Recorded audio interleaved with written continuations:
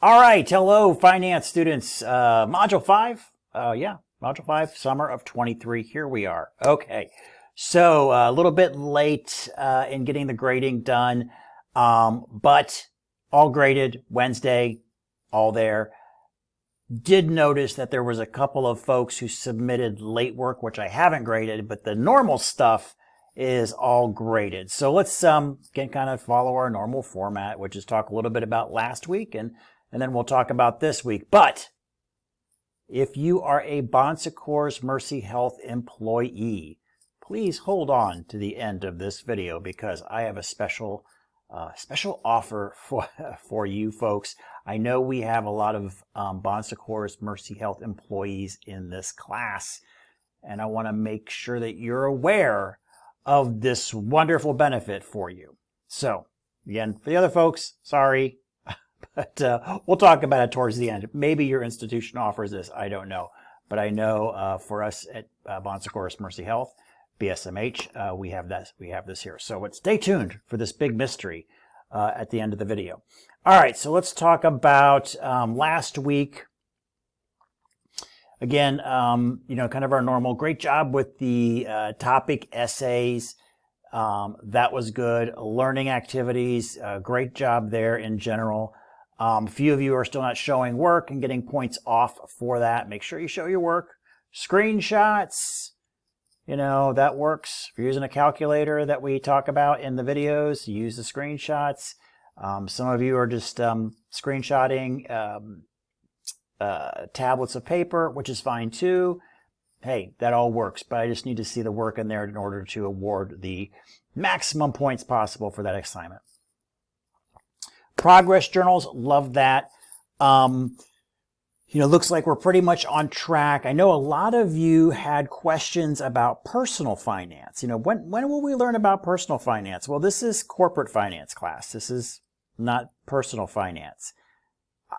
Clearly, there's definite correlations between the two, but they're also, pretty different too. So I do run a class, a one credit hour class, and I'll probably run it in the spring of next year. I know fall's schedule's already set, but I'll probably run that in the spring. I haven't run that for about a year, so. I was running it pretty heavy, but then I was only getting, 5-6 students in there. But it's been a while. So I think we got some pent up demand, and it is only one credit hour. It is, I want to say it's pretty easy, but it's a great introduction for these finance concepts for personal finance. As a lot of you are starting your careers, and some of you are mid-career, and, or even if you're like me, towards the end of your career, where the days behind are more than the days ahead, you can still benefit by learning some of this stuff. So look for that in the spring. Again, it'd be one credit hour. It's personal finance for healthcare professionals. All right. Also had a lot of questions about interest rates in the progress journals. That was kind of interesting. Like what's going on? Why are they so crazy? Well, the Federal Reserve is basically, we have an instrument, we have a mechanism in place to influence interest rates, and that's the Federal Reserve borrowing rate. That is the rate to which banks can borrow from the Federal Reserve. So banks actually have their own bank. It's called the Federal Reserve. So the Federal Reserve can set whatever rates it wants, and then that trickles down to all the rest of us. We can't go to the Federal Reserve because we're not part of that system, because we're not a big bank. But the banks then, when their rate to borrow goes up, it trickles down to us. So that's why when you hear in the news, Federal Reserve has bumped up interest rates. And I think the last bump was last week. They bumped it up by 0.25%. Look, I don't know. I would assume that's probably the end. They were trying to control inflation. So inflation, for probably all of us here, we probably don't have anybody who's 70 years old in the class, but you'd have to be 70 years old to have experienced as an adult, inflation at high rates, lower than what we have now, or say actually higher than what we have now. Our rates, even though they're high, are lower than what folks experienced in the late 70s. That was a much higher period of inflation. Now, I was around in the late 70s, but I just cared I didn't care about that. I just cared about playing with my G.I. Joes. So I didn't care about interest rates as my parents would have. So you really need someone who's, probably about 70 years old ish or older who experienced that. So for the most part, for all of our lives, we had a pretty good, low interest rates. So I think, they were trying to, interest rates and inflation was pretty, go hand in hand. So I think, pandemic and all of these other issues which kind of caused inflation, they're raising interest rates to somewhat slow the economy down a bit. And it seems to be working. So, which is to give them credit. I really thought we would be in a pretty, recession. I thought we'd be in not maybe a hard recession, but definitely a recession. And, I don't know, looks like they did it. Their goal was something called a soft landing. Yeah, I mean, it's so far, I think they're going to do it. So I would think they're about done with, with cranking up the interest rates to sort of slow, the economy down as it was kind of skyrocketed after all of us got out of the house, and wanted to buy stuff again, after the pandemic. So yes, so I think interest rates, again, no one has a crystal ball on what they're going to do. And I think there's a lot of psychological factors that they actually do versus monetary, that they, in order to shape an economy. But I would think we're probably going to see interest rates start to decline. And I would predict, I wouldn't be surprised as we get closer to the election cycle that you see the first downticks in interest rates where they start backing that back down again. Which will then kind of, I guess put another little shot back into the economy, but maybe in a more controlled fashion. So that's that. I mean, some of you asked about refinancing your homes. I'm kind of in the same boat. It's probably going to be a couple years before interest rates would go down enough to make sense to refinance. But I would love to get back to that 3.75 mortgage rate that I used to have before I bought the new house. So I think it's going to be a while before we see those kind of really low rates, but maybe 24, 36 months, right? Maybe right in there. That should be good. But great job with the progress journals. I really enjoyed that. And then the extra credit GPT, we had a good chunk of you that did the extra credit for GPT, which was taking a pre-written assignment and then telling GPT however you want to tell it to improve it. Some of you weren't required to offer feedback on that, but some of you did and found it pretty amazing on how it improved your writing and recommendations that kind of gave, to your writing there. So take that for what it's worth. If, as we enter this new world of AI and education and AI and your workday jobs, definitely learn it is my recommendation, because it's going to be everywhere, and very pervasive throughout society in just a matter of months. Even now we're completely kind of reevaluating how courses are developed. So, but anyhow, all right, I'll stop on that. But great job last week. Let's see. All right, this week. This week we have our normal activities, our topic essay, learning activity. There's another extra credit. So remember, some of this extra credit is hidden Easter eggs. Don't ask me where it's at because I don't remember. But a lot of it will be in the videos. It'll be in the video lectures if there's that. Usually I'll close a video lecture out, or maybe midpoint video lecture. I'll say, hey, for 5 points or for whatever points, submit me the answer to this problem that we just kind of talked about.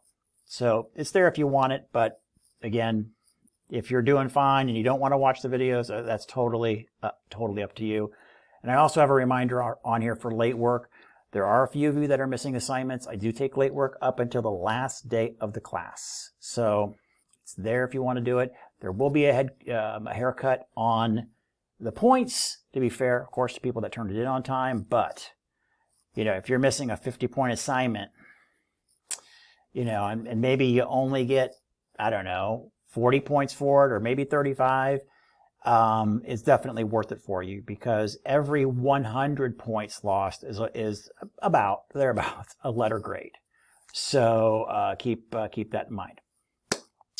All right, so that's what we're kind of doing for this week, and talking about capital structure and budget.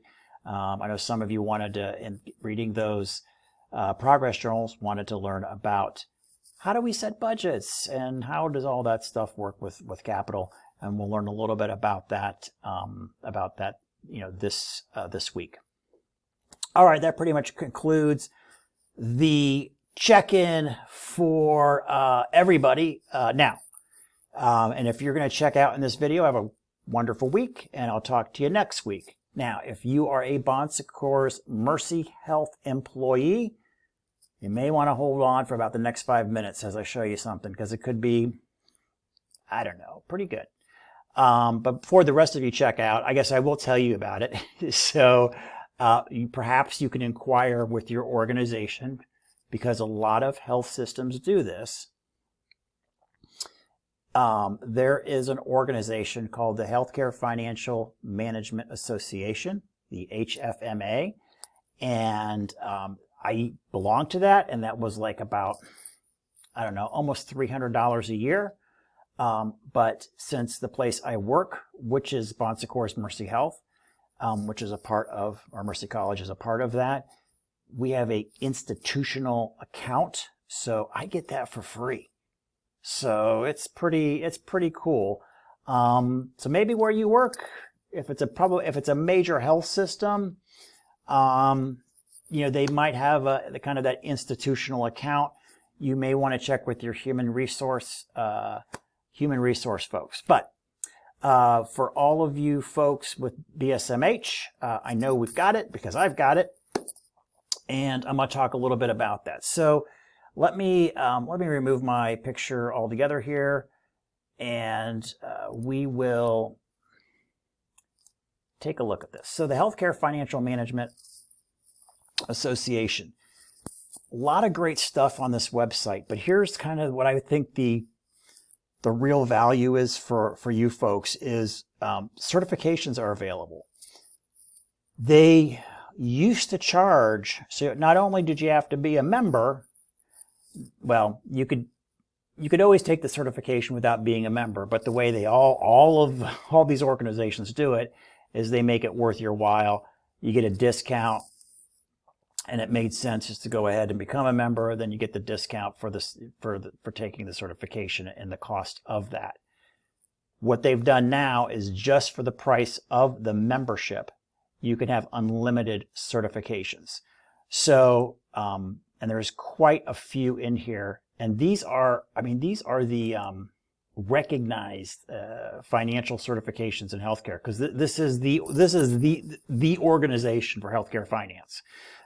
There's some other minor players out there, but this is the elephant in the room. This is the big one, and this is kind of basically the one that counts. So if you wanted to get a certification, you could do it at no cost, and it's fantastic. And they have these modules that you go through, and then you take the certification exam.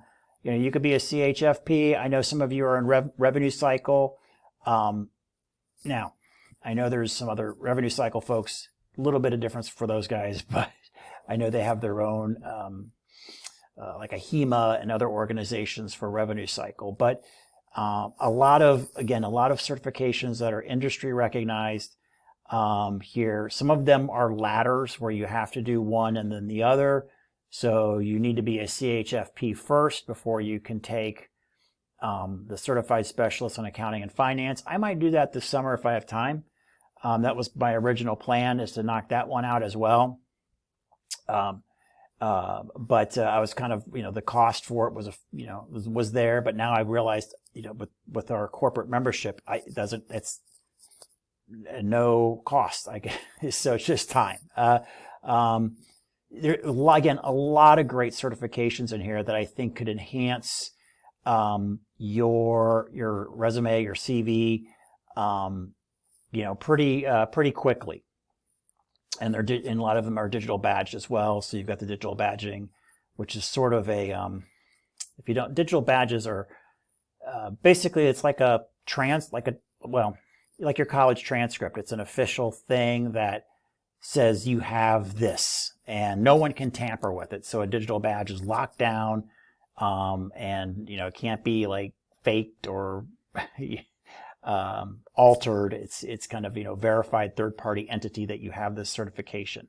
So it's kind of cool with digital badging. So you're probably wondering, how do I get into this? Well, below this video, I'm going to include the instructions that are provided by BSMH for you to set up your free account. Now, for those of you that aren't BSMH employees, you might be thinking, "Ooh, I'll just copy and do that." Well, you have to verify through your company email. So yeah, probably won't work for you. But again, it's not uncommon for a lot of other institutions to have this. If you've hung on to this video and watched, to have this benefit, but it's probably super buried. So you may have to ask a few questions to folks like HR. They may not know off the top of their head if your company has it. They may have to do some digging around. For us, this is somewhat of for BSMH employees, somewhat of a hidden benefit. But again, I would highly encourage you, sign up for it. Look at some of the certifications, and maybe you take the CHFP and go for that. What's the worst that can happen to you? You take it, you don't pass. I think you get 3 attempts. So what? Maybe you take it and you pass it on the 3rd attempt. Nobody cares about the attempts that you didn't necessarily make it. Just look at them as practice tests for the main test. But yeah, and since it doesn't cost anything, it's not a big deal. So, and I think again, I don't remember for sure, but after the 3rd attempt, maybe you have to wait 90 days and you can try it again. So I think there is a little bit of a window, but take a look at it. I would say it's a wonderful benefit for free. To get a industry recognized certification in healthcare finance. The instructions are below. I didn't make the instructions, so they're probably not the way I would do it, but it's clear enough. If you follow the steps, I was able to do it. When my account expired, and I was like, I remember this email that came out 2 years ago. And let me see if I can find that. So after about 30 minutes of digging, I found it and then found the instructions to how to set it up, and sure enough, it worked. And I was able to get the institutional account and not have to pay that extra, whatever it was, almost $300 to go for another, that's annually, so for another year. So those instructions are below, and they're in Excel spreadsheet type thing. So there you go, guys.